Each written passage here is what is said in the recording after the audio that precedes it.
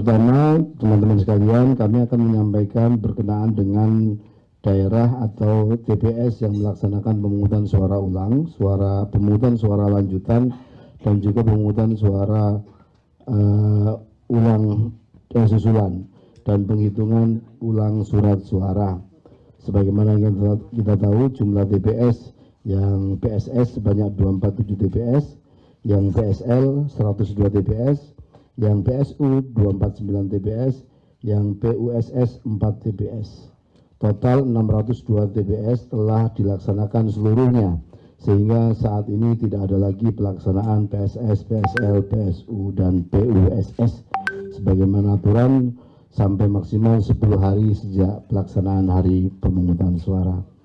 Selanjutnya, perkembangan rekapitulasi Pilkada Serentak 2024 berdasarkan update tanggal 12 Desember 2024 pukul 19, progres rekap sebagai berikut. Pemilihan gubernur dan wakil gubernur, rekap tingkat kecamatan oleh BPK dari total 7.199 kecamatan yang sudah menyelesaikan rekap sebanyak 7.107 kecamatan atau 98,72%. Rekap tingkat kabupaten kota oleh KPU kabupaten kota dari 509 kabupaten kota yang sudah menyelesaikan rekapitulasi dan mengumumkan sebanyak 500 kabupaten kota. Jadi tersisa 9 ya, tapi beberapa sudah selesai. 98,23% secara persentase. Selanjutnya, rekapitulasi tingkat provinsi oleh KPU provinsi dari total 37 provinsi yang sudah menyelesaikan rekapitulasi dan mengumumkan sebanyak 34 provinsi atau 91,8%. Selanjutnya, pemilihan bupati dan wakil bupati untuk tingkat kecamatan oleh BPK total 7233 yang sudah menyelesaikan rekap sebanyak 7127, 98,53%. Kemudian rekap tingkat kabupaten kota dari 508 kabupaten kota yang sudah menyelesaikan rekap dan mengumumkan sebanyak 499 atau 98,23%. Bapak Ibu teman-teman sekalian, kami juga ingin menyampaikan di beberapa daerah memang ada tantangan rekapitulasi tidak bisa dilaksanakan tepat waktu.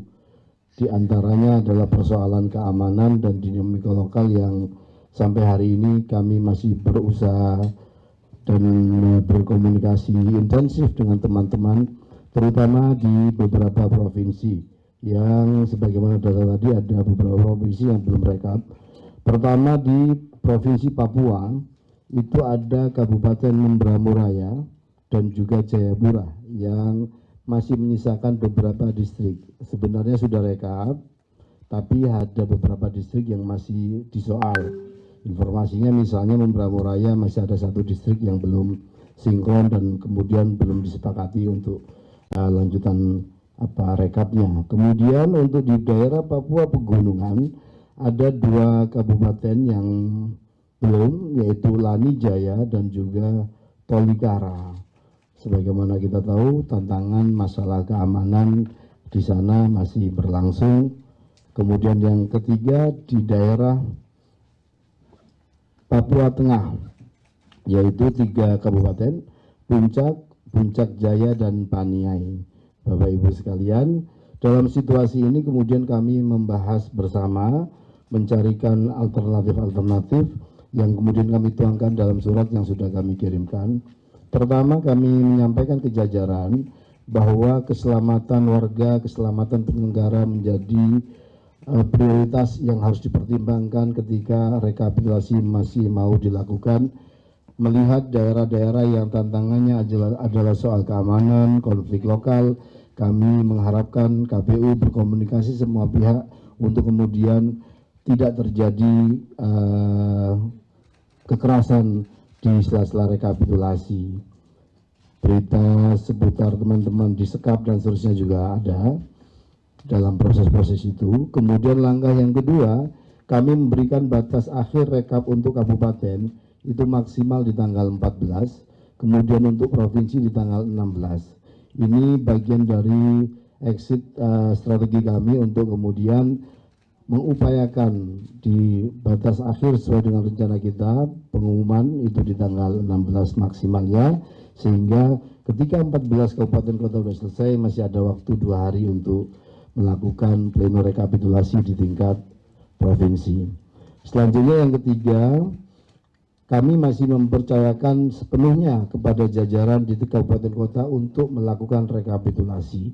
Pada situasi tertentu, situasi daerah yang nggak kondusif dan seterusnya, dengan pertimbangan dan berkomunikasi dengan para pihak, polisian dan juga TNI untuk keamanan, kemudian dengan Bawaslu dan saksi paslon, kami menyarankan seandainya daerah tersebut memang tidak kondusif untuk kemudian ditarik, dipindahkan ke daerah yang dianggap aman. Ini juga sama yang kami lakukan ketika rekapitulasi saat pileg pilpres yang lalu. Beberapa daerah dipindahkan pleno rekapitulasinya karena pertimbangannya juga soal waktu timeline yang kita punya. Yang paling akhir, seandainya dalam situasi tertentu ketidakkondusifan ini terus berlangsung, maka kami meminta teman-teman provinsi untuk mengambil alih dan kemudian menyelesaikan proses rekapitulasi yang belum selesai. Setiap hari kami berkomunikasi intensif berkaitan dengan ini. Tentu keinginan kita semua agar seluruh proses rekapitulasi bisa segera selesai dan juga kemudian ditetapkan siapa yang memenangkan pilkada dan seterusnya, untuk selanjutnya proses-proses lanjutan, gugatan dan seterusnya bisa dilaksanakan. Demikian.